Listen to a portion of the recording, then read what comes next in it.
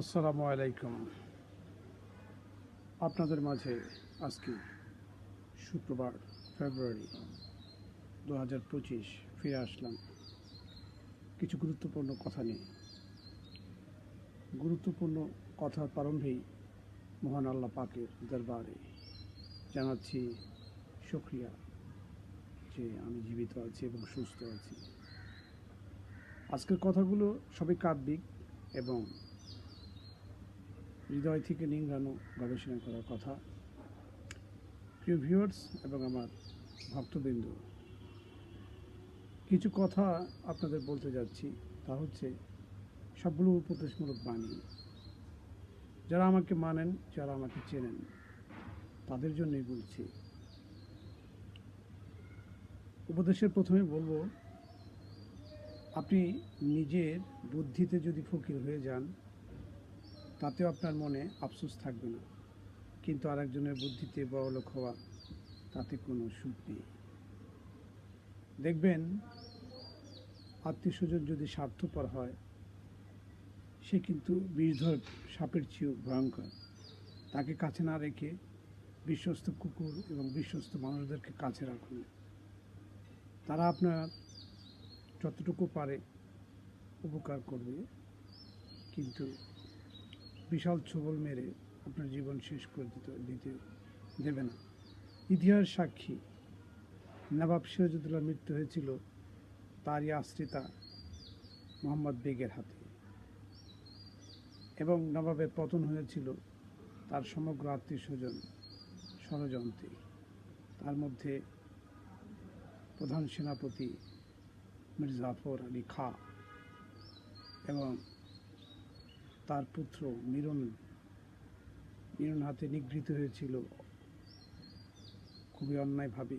তারই হুকুমে মোহাম্মদ আলী বেগ তাকে নির্মমভাবে হত্যা করে।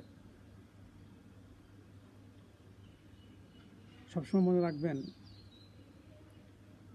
কেউ যদি বারবার আপনার সাথে বিশ্বাসঘাতকতা করে, তাকে চতুর্থবার বিশ্বাসঘাতকতার সুযোগ না দেওয়াই ভালো।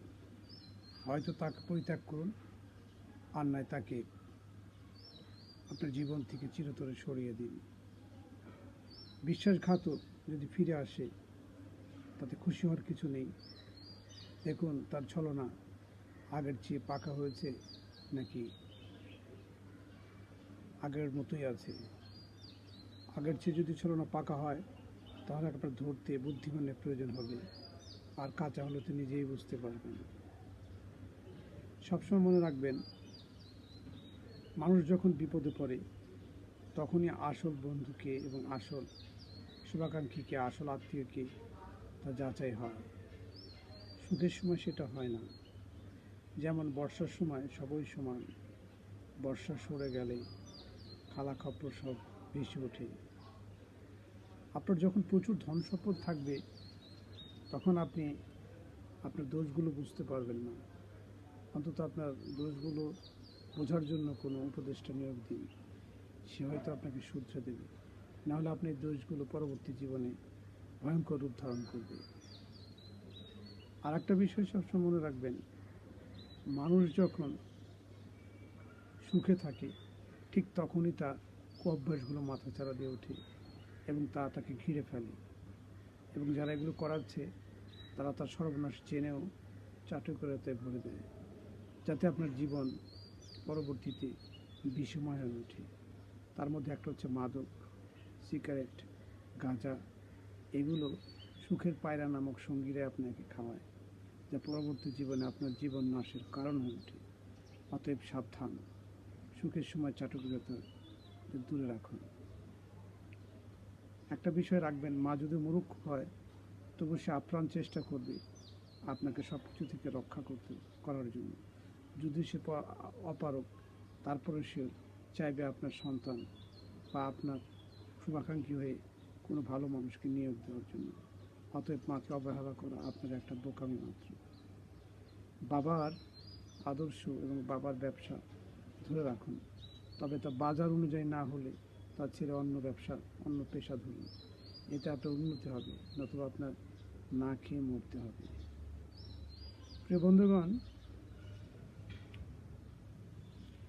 বর্তমান রাজনীতি প্রেক্ষাপট এবং দেশের অবস্থা আমরা যতটা উপলব্ধি করতে পারছি তা কিছুটা হলেও বিশৃঙ্খলা আছে, কিন্তু ইতিহাস সাক্ষী প্রমাণ হলো যে একটা সময় আসবে যখন অত্যাচারী মাথা চারা দিয়ে উঠতে পারবে না, জনগণ ধরে ফেলবে।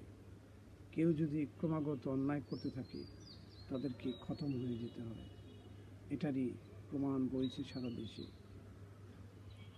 আমি সেই সমস্ত অত্যাচারের কথা বলছি যারা নীরবে অত্যাচার করছে, মানুষের জায়গা জমি অন্যায় অবাধে পিছন করে যাচ্ছে।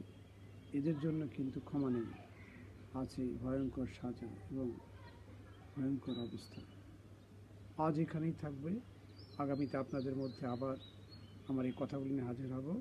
সে পর্যন্ত আপনি ভালো থাকুন, সুস্থ থাকুন, এই কামনা করে আমি Dewan Abdul Matin, CEO of Dewan law firm, আপনার যে কোনো আইনি পরামর্শ এবং দেওয়ানি মোকদ্দমা, সেই সাথে ব্যাংক অর্থ লোন এবং ব্যাংক ঋণের জন্য যোগাযোগ করুন আমার স্ক্রিনে প্রদর্শিত নাম্বারে, যার নাম্বার হচ্ছে 01760391850।